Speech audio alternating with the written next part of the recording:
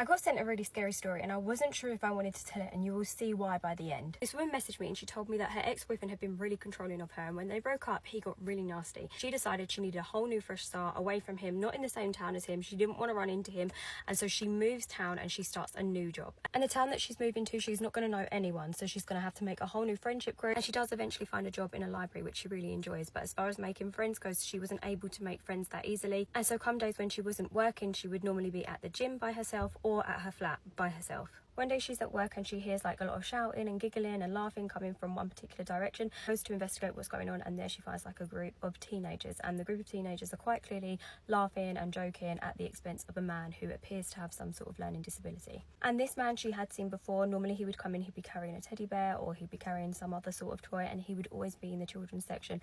And she had noticed that occasionally children or adults, they would be kind of put off by his presence there. Eventually when these people realised that he had a disability, they were normally very understanding and compassionate. So on this particular day when she saw this group of teenagers doing what they were doing, she wasn't happy and she asked them to leave, and she made sure that the man was okay, and she got to speaking to him for the first time. The man seemed very sweet. She said that his mental age was probably more like that of a 7-8-year-old boy rather than a man of his actual age, which would have been around 45. After this interaction, the man would arrive every single day at the library just to see her, and on the days that she wasn't there, he would make sure that he asked the other staff where she was and when she would be back. She felt really sorry for this man because she felt like he shouldn't have been able to travel that far on his own, because the place that he had told her that he lived was around a 15-minute journey. After what she had seen of other people's reactions of him, she started to feel very bad that he was travelling that distance by himself. And so the next time she's at work, she prints out her timetable and she gives it to him to save him doing the journeys when she's not going to be there. And he seemed really happy about this, and he was mostly happy in her company, but she did see another side of him where he would get frustrated quite easily. For instance, when somebody had rented out his favourite book,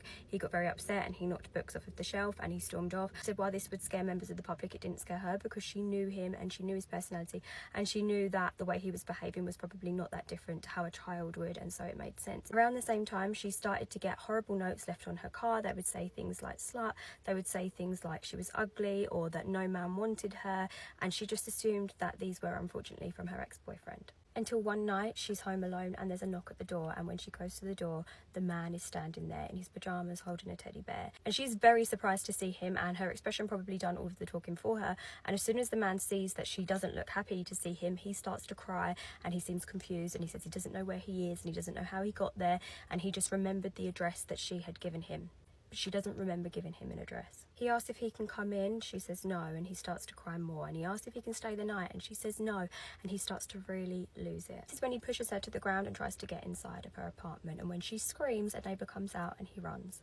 And she never sees him again. And so because she is worried that maybe he didn't make it home after he had travelled all the way to her house, she does call the police, but the police tell her that there is no record of anybody going missing. After this point, all of the notes on her card do continue, and she always has an overwhelming feeling that somebody is following her from the gym to her house. And she even says at some point she did tell the staff at her work because she was concerned if she didn't arrive at work in the morning, nobody would know what happened to her. And she's very relieved when she's finally able to make some friends.